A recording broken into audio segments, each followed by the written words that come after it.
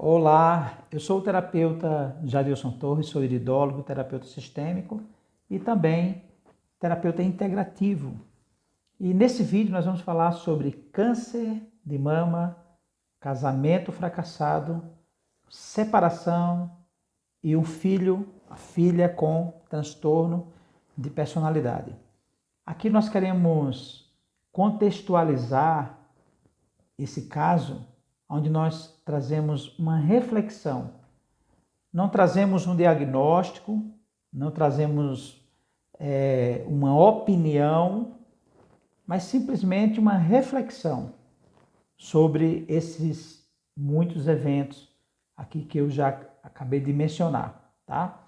Esse conteúdo, ele nasce em um programa, em uma mentoria sistêmica, familiar e saúde integrativa, esse é o nome, em um grupo de WhatsApp, onde nós ali recebemos várias queixas, perguntas, as situações diversas das pessoas.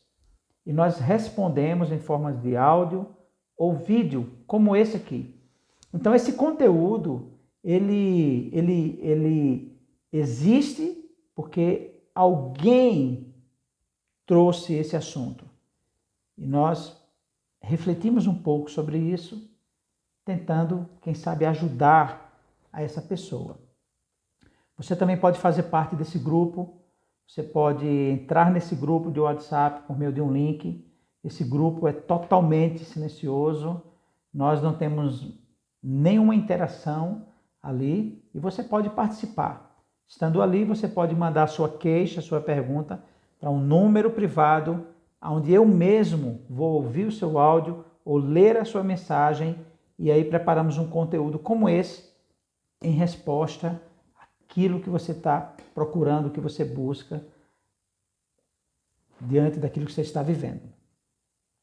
Eu sou o terapeuta Jadilson Torres, eu sou de Garanhuns, Pernambuco e quero contribuir com você, com as demais pessoas aqui. Inscreva-se nesse canal, você pode compartilhar esse vídeo, você pode confirmar se isso fez sentido para você.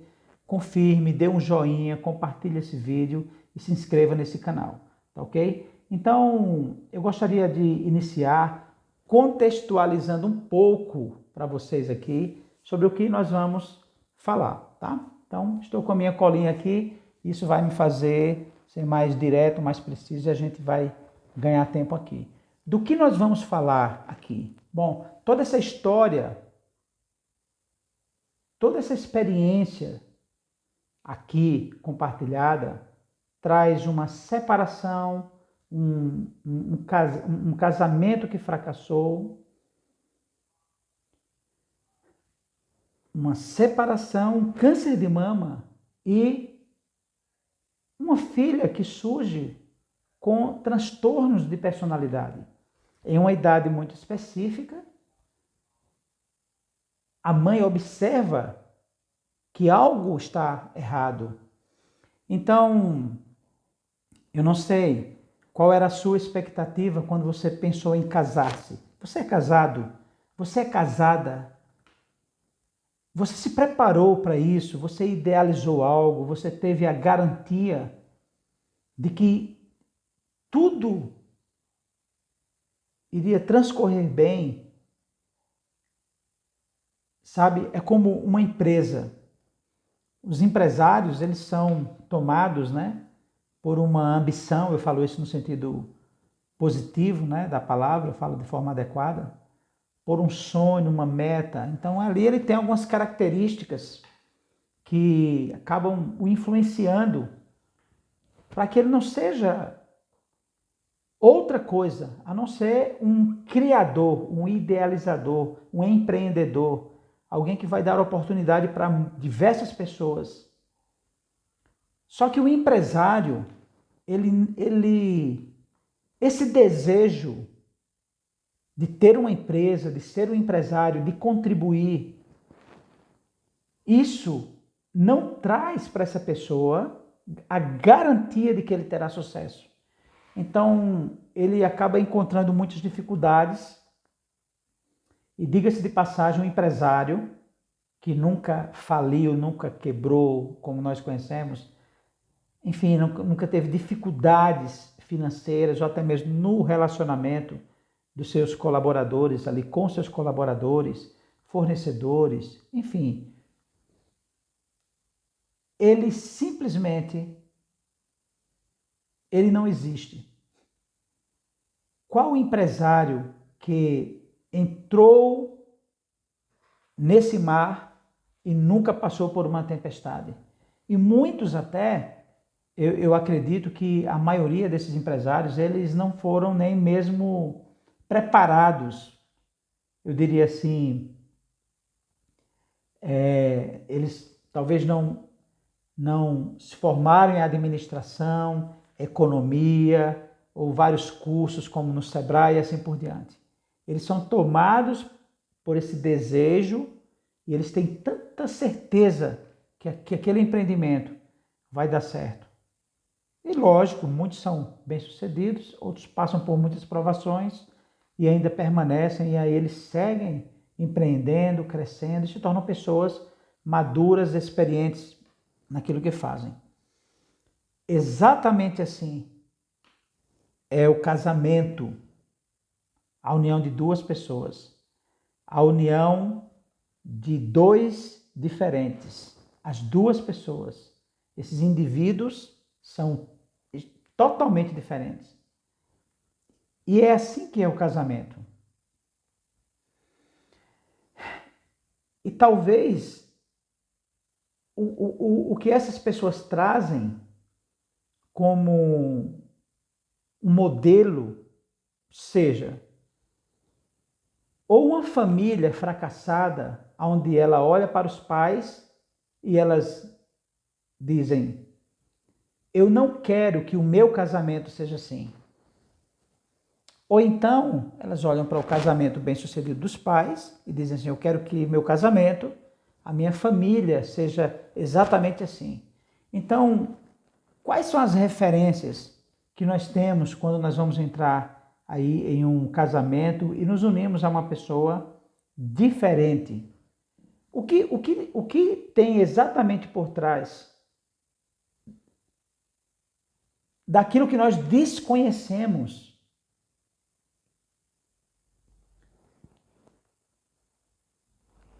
A união dos nossos pais e todos os outros antepassados pode influenciar no nosso casamento? Uma construção psicológica, eu falo de caráter, isso pode influenciar, sim ou não?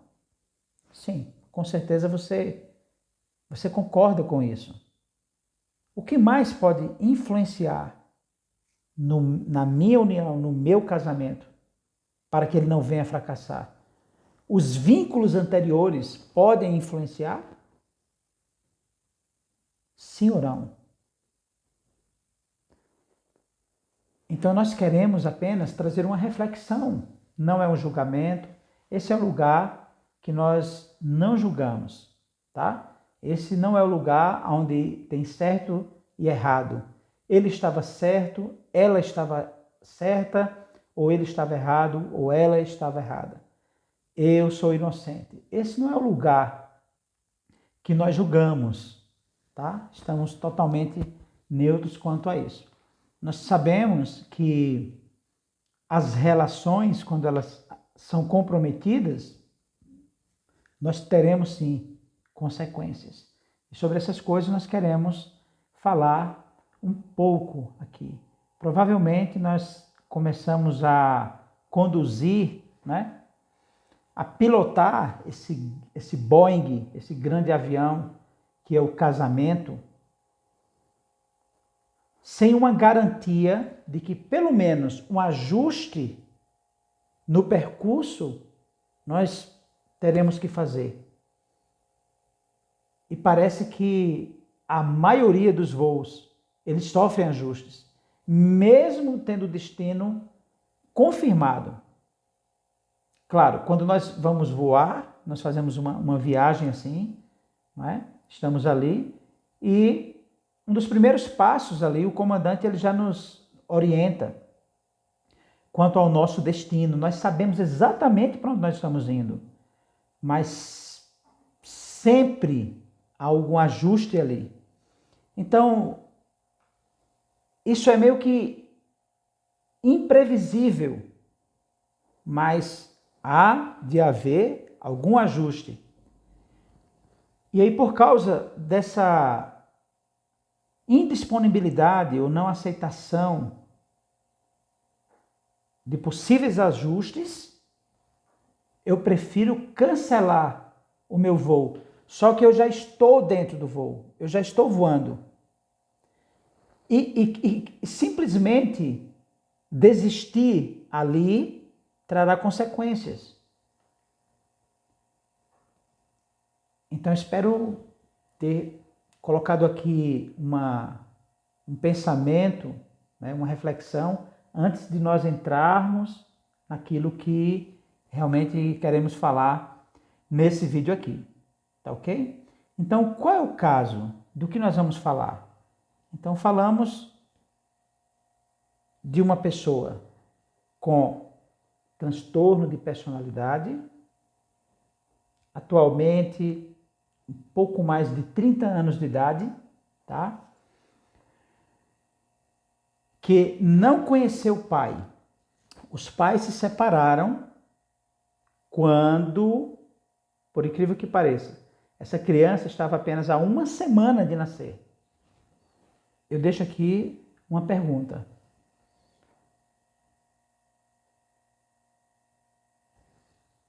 O que estava acontecendo nesse casal, com esse casal? Essa criança participou,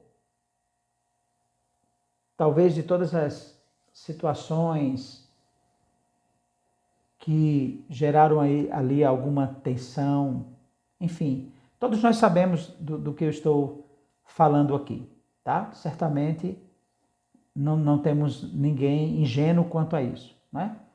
Quando a decisão veio de separação, claro, o trauma talvez tenha acontecido muito antes. Nos separamos aqui. O que aconteceu antes provavelmente tenha gerado um trauma ali. Então a criança nasce uma semana após essa separação. A filha não tem acesso ao pai.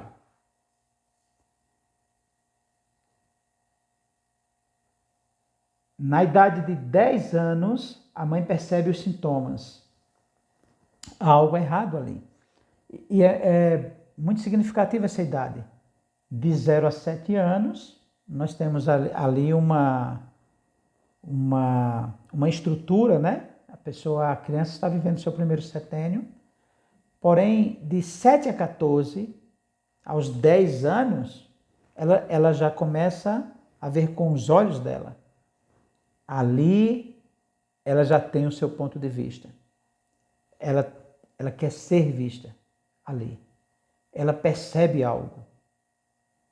Transtorno de personalidade. Eu perco a minha referência. Quem sou eu? Quem são meus pais? Aonde estão os meus pais? A minha personalidade não está clara. Eu não estou claro quanto a isso. Vamos prosseguir. Chega um momento na vida que essa filha ela também não aceita o tratamento. Após ser observado pela mãe que ela precisa de um tratamento, a filha não aceita. Ela não acha que tem que passar por um tratamento. Talvez ir para um psicólogo, estar com um psiquiatra ou um outro profissional. E são esses profissionais que tratam dessas questões em primeiro plano. Né? Psicólogo, psiquiatra, claro, existem várias linhas de terapia que são incríveis e nós aqui não estamos tentando classificá-las, simplesmente vamos olhar para a pessoa. Nós estamos olhando para esse caso aqui. Eu tenho tido a experiência dentro de um ambiente como esse, um ambiente de acolhimento, que normalmente quando os filhos surgem com tais questões, características, que quando você vai pesquisar na internet, facilmente você vai rotular isso daí.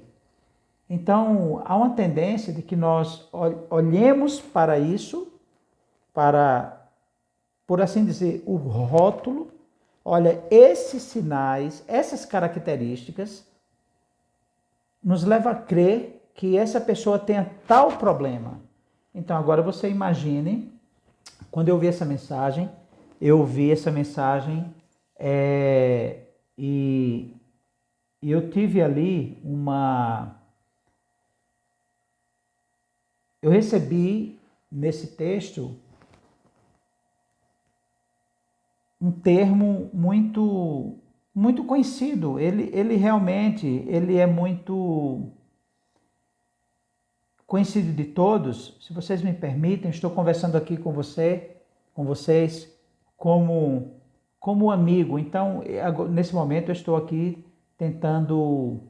fazendo uma colinha, tá bom? Para que você possa me entender. O seguinte termo veio a mim: narcisista. Acredito que você tenha ouvido já isso daí. Então, eu não quero me deter nesse termo, porque nós não rotulamos as pessoas.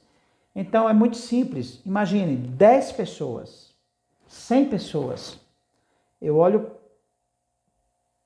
para o comportamento, tá? As características, e aí eu digo, essa pessoa se enquadra nesse perfil aqui. Ontem mesmo eu estava falando com alguém e eu falei para a pessoa, ela me trouxe um assunto e eu falei, sim, em um quadro de manias, é bom que ela procure um psiquiatra. Eu falei muito rapidamente.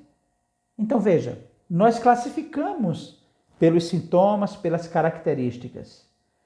Mas eu gostaria de tirar um pouco essa informação, essa referência que nós já temos do termo. Eu gostaria de que nós não olhássemos para isso, e sim para a dinâmica de relacionamento de cada uma dessas pessoas. Qual o contexto? Aonde ela está inserida? Reflitam comigo. Quando eu ouvi o áudio e que eu vi essa mensagem, eu fiz a seguinte pergunta: aonde está o pai? Vejam, eu tenho uma filha, tal sintoma, tal sintoma, tal situação. Ok. A pergunta: aonde está o pai? O pai foi embora. Uma semana antes da criança nascer. Transtorno de personalidade. Quem sou eu?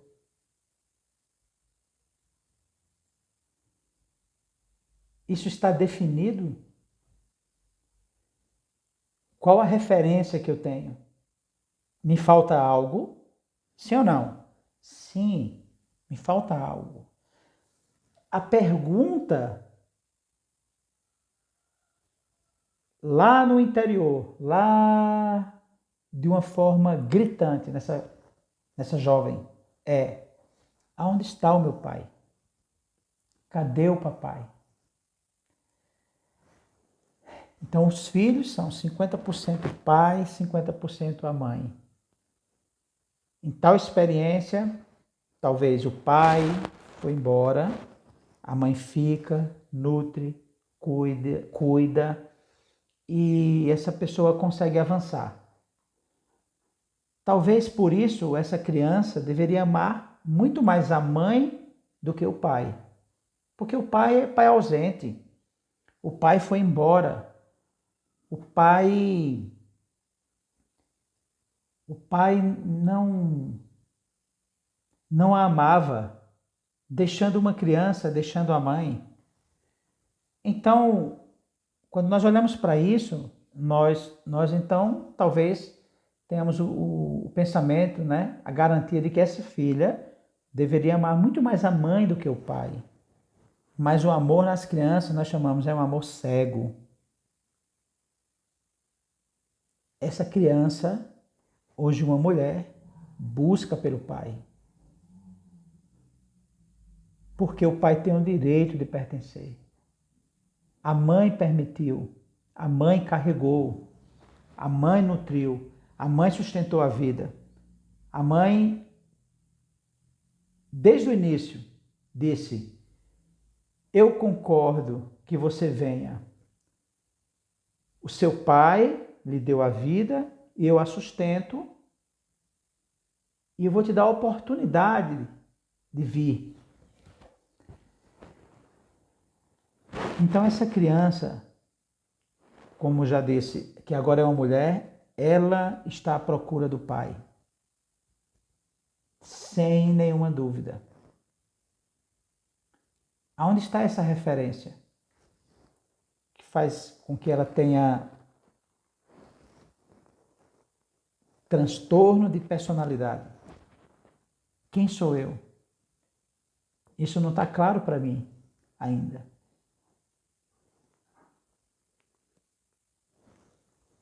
Na experiência,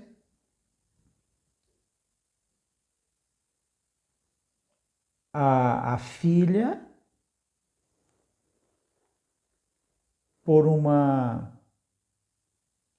arranjo dentro da sua estrutura familiar, agora precisa ficar com a avó, porque a mãe tem que ir trabalhar. E aqui nós vemos um caso, não é raro, né, onde o filho ou a filha acaba sendo criada pela avó. Agora a filha, que o papai foi embora, acaba tendo problemas com a sua mamãe. Por quê? A avó acaba ficando no lugar da mãe, enquanto a mãe vai fazer o papel do pai. A filha inconscientemente, acaba culpando a mãe. O relacionamento aqui é comprometido. Algo mais poderá ter acontecido nesse percurso. Novamente eu digo, isso não é um julgamento, isso é uma reflexão, e nós queremos considerar isso com muita seriedade. Quando o filho ou a filha passa a ter problema com o pai ou a mãe, nesse caso, especificamente nesse caso, eu diria para vocês, isso é muito comum na separação, quando os filhos ficam com a mãe, a filha fica com a mãe. Esse é o caso.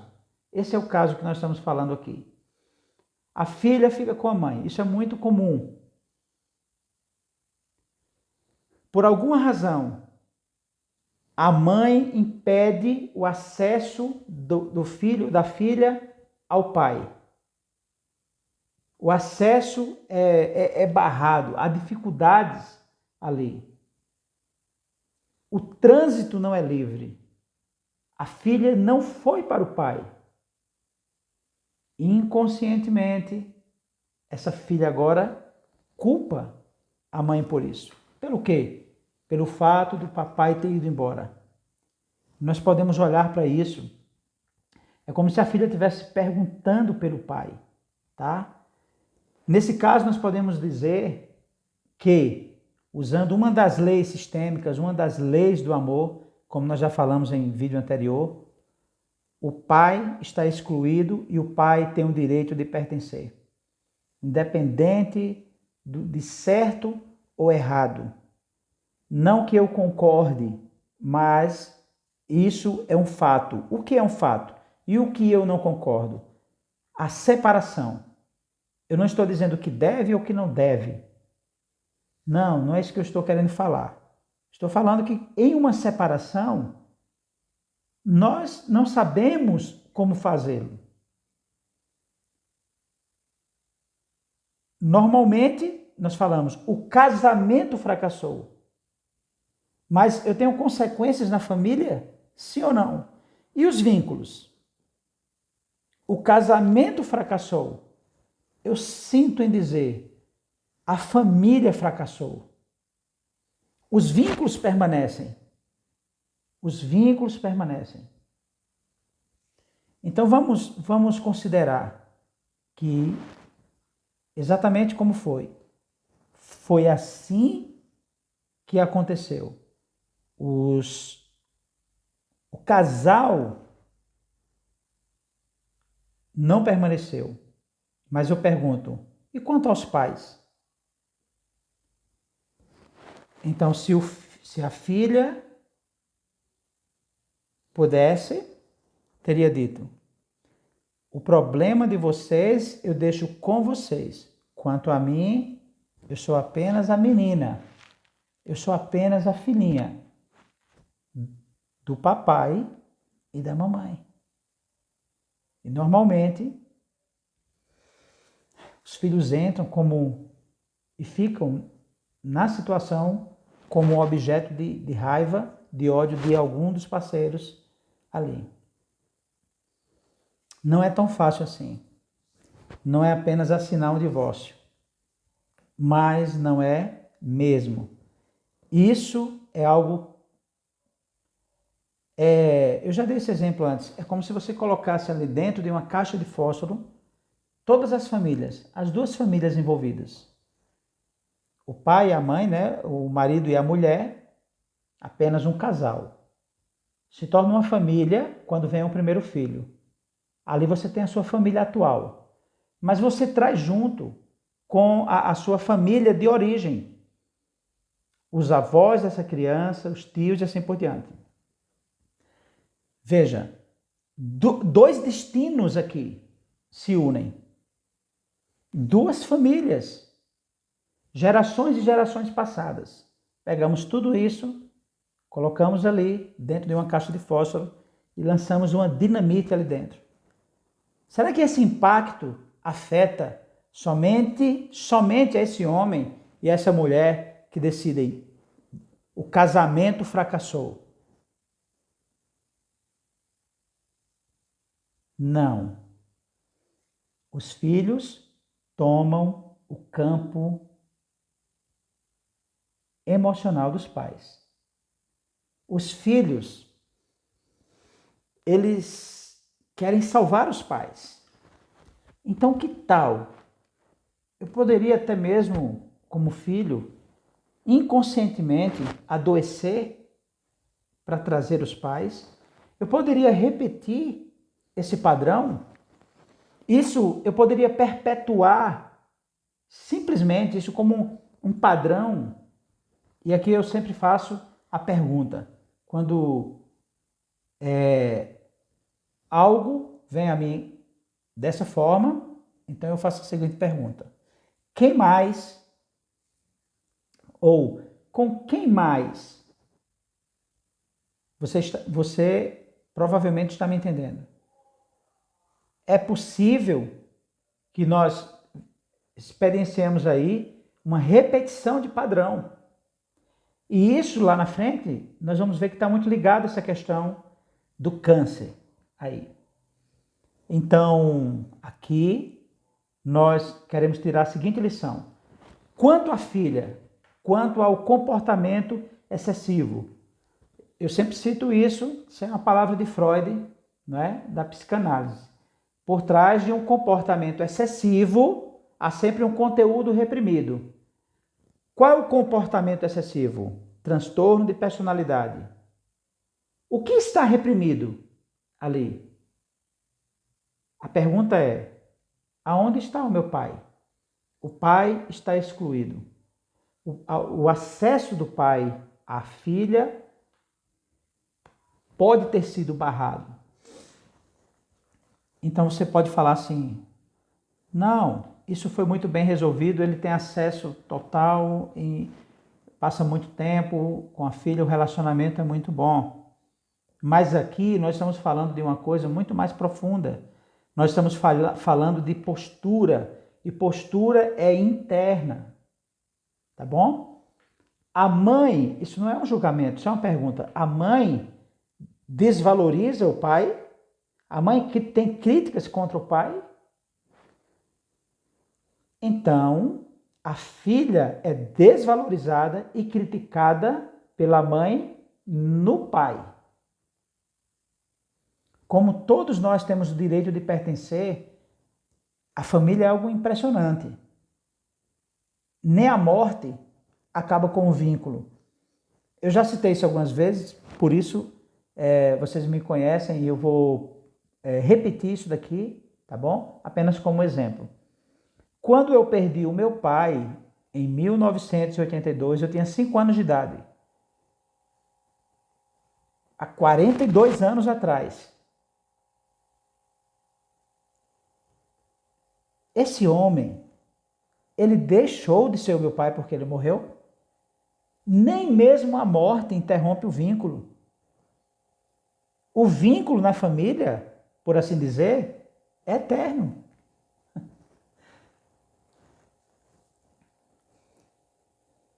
O que eu faço como filho quando os meus pais se separam? Eu amo tanto o papai como a mamãe. Com isso, eu não estou querendo dizer, ou até mesmo que seja um pensamento meu, de forma nenhuma, que essa pessoa não precise de um tratamento, de um diagnóstico. Nós aqui não damos diagnóstico, eu não estou falando de diagnóstico. O diagnóstico é médico, psicólogo, psiquiatra e assim por diante. Nós estamos trazendo uma reflexão, porque para mim, para a minha abordagem, dentro do meu trabalho de atendimento, de acolhimento, as relações estão em primeiro lugar. Então, quando você diz assim, algo está acontecendo, eu pergunto, o que aconteceu antes? Me fala um pouco dessa história. Podemos olhar para isso? Como resolver? A mamãe, agora, no coração dela, ela toma totalmente esse homem que deu a vida ao filho deles. Essa não é a minha filha, essa é a nossa filha. Olhe, a minha filha tem tal e tal problema. Não, a nossa filha, nós temos uma filha e ela hoje vive tal experiência. Toma esse homem no seu coração, com gratidão, reconhecendo, você foi importante, você entrou com algo, eu entrei com algo, nós tivemos uma filha. Por alguma razão, você precisou ir e agora eu te dou esse lugar no meu coração. Diante da filha, valorizar esse homem, que por meio dele a vida foi dada a ela. Essa filha busca o reconhecimento do pai. Então aqui nós temos um comentário que essa pessoa é extremamente ativa, ela é muito competente e inteligente. Aqui nós temos duas questões. Se ela consegue manter o trabalho, se ela não é uma pessoa que procrastina, se ela realmente tem toda essa força, essa influência masculina, isso vem do pai. Se ela consegue um emprego, se ela consegue manter esse emprego, ótimo.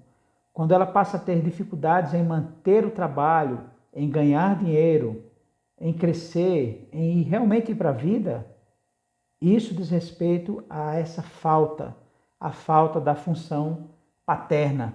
Mas se ela consegue tudo isso, sabe?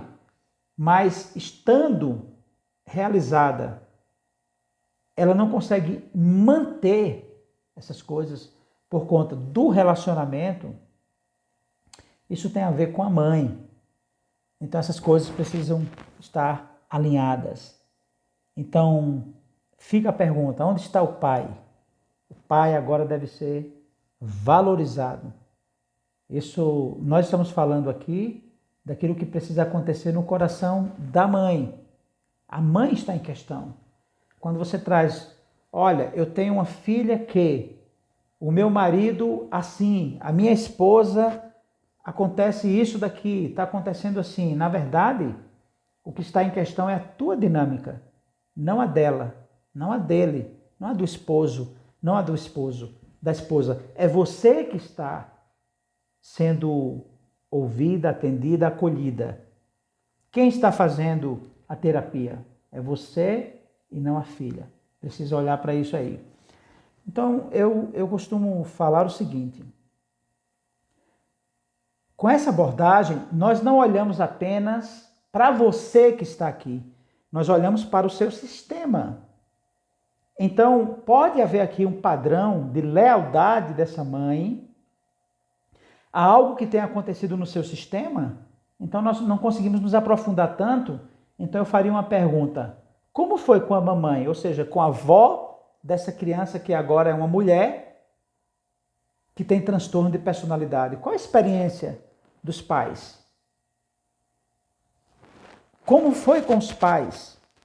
A mãe aqui, ela em algum momento entrou na história, nesse relacionamento dos pais, como quem quer salvar aquele relacionamento, ferindo a hierarquia, estando talvez acima ou querendo ensinar algo à mãe, ou o pai também foi desvalorizado e essa mulher fala, um homem assim eu não quero. Deus me livre, quase que uma promessa, Deus me livre de ter um marido assim, onde esse pai também foi excluído. A pergunta sobre esse assunto, a última pergunta sobre a filha. A filha, com pouco mais de 30 anos, já está dentro de um relacionamento? Ela mantém esse relacionamento ou ela segue um padrão de separação? Sobre tudo isso, nós precisamos considerar. Não olhamos apenas para a pessoa, olhamos para o sistema familiar como um todo. E agora surge nessa mãe um câncer de mama. Aqui nós entramos no que nós chamamos de conflito biológico. Será que eu consigo esconder aquilo que eu realmente estou sentindo, exatamente sobre o lugar que eu posso amar, bem próximo do meu coração, o que eu escondo, o que eu internalizo, o que eu guardo para mim? Será que o corpo consegue concordar que isso deve ser guardado? Então, no seio, na mama, um lugar macio, bonito. A segunda parte, onde as mulheres mais fazem cirurgias, no nariz e na mama. Essas duas áreas, com essas duas áreas, eu me imponho, eu me apresento para a vida. Eu simplesmente, eu me posiciono assim. Então essa parte tão sensível, agora ela enrijece por causa de um nódulo, tumor, ela fica dura. Esse padrão de enrijecimento, ele segue no tratamento do câncer. A pessoa comenta, uso determinada medicação que está afetando as minhas articulações. Então, aqui nós vemos um padrão, tá? Nós vemos um padrão. Rigidez. não querer se curvar, não abrir mão, não ser flexível. Simplesmente é do meu jeito. Existe um mito, né, das mulheres, das Amazonas, que elas enfrentaram de uma forma os homens, elas confrontaram de uma forma que, para que elas pudessem usar as armas que usavam, elas tiveram que amputar uma mama. Assim elas conseguiriam ali manusear aquelas armas, a ponto de até mesmo sacrificarem os seus filhos homens.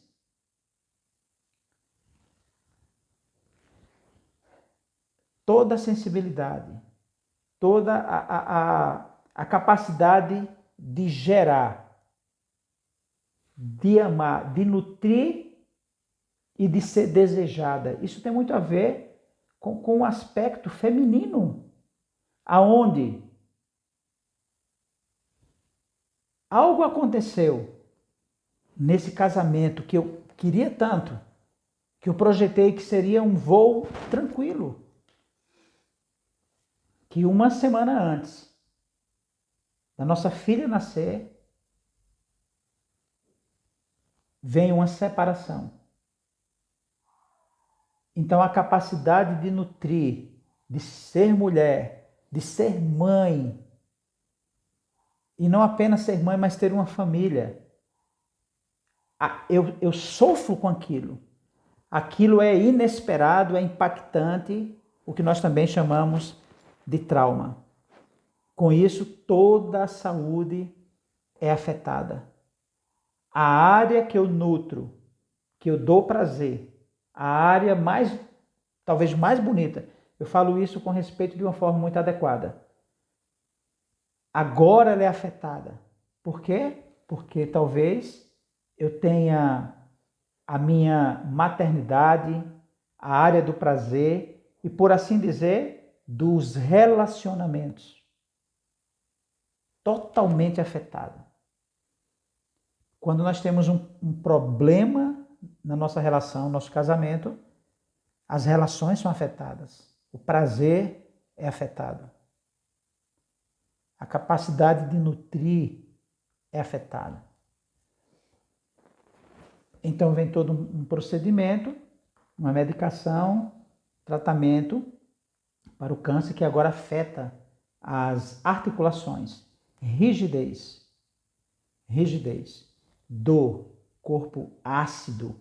Então é como se um corpo ácido, nós sabemos que é um terreno para câncer, né? Olhando sob o paradigma, né, clínico, ou seja, a nível físico, um corpo ácido é um corpo favorável ao surgimento de vários tipos de câncer. Quando eu tenho um câncer na mama, essa é a reflexão. É como se agora eu estivesse sempre pronta para a guerra. Eu sempre vou atacar, como aquelas mulheres amazonas ali.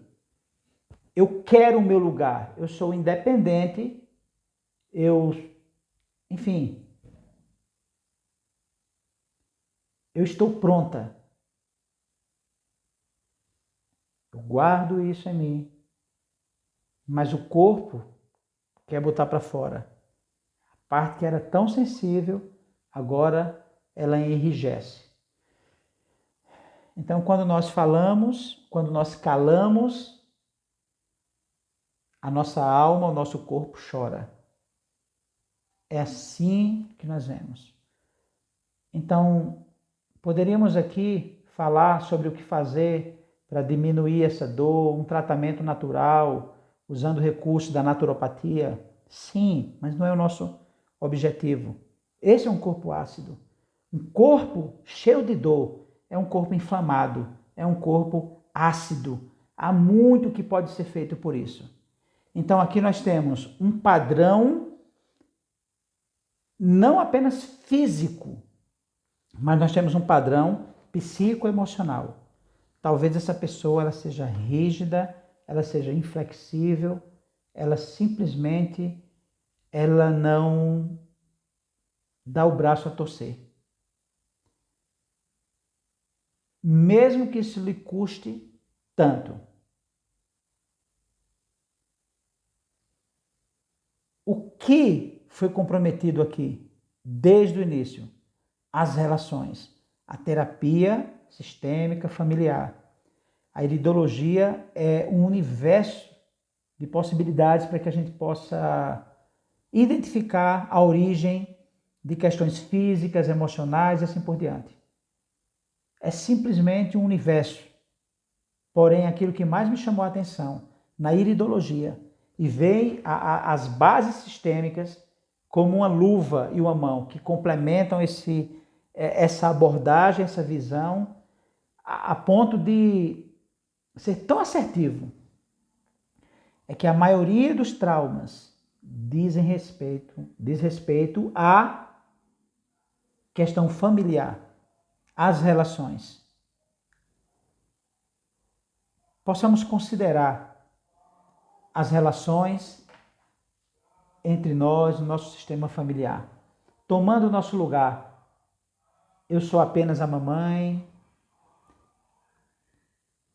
essa criança tem o seu pai, que ela ainda está procurando. Então, muito há o que ser feito, né? Por este caso que nós falamos aqui. Espero ter contribuído sobre esse caso. Você pode compartilhar, você pode me enviar mensagens. Estou totalmente aberto, ok? Não esqueça de compartilhar esse vídeo com outras pessoas. Não deixe de se inscrever, faça isso agora mesmo. Comente, se inscreva nesse canal. E não apenas isso, participe do nosso grupo também e mande a sua queixa para que nós possamos olhar para isso sem julgamento. E nós podemos então, em outra oportunidade, dar continuidade ao que nós estamos fazendo aqui. Muito obrigado.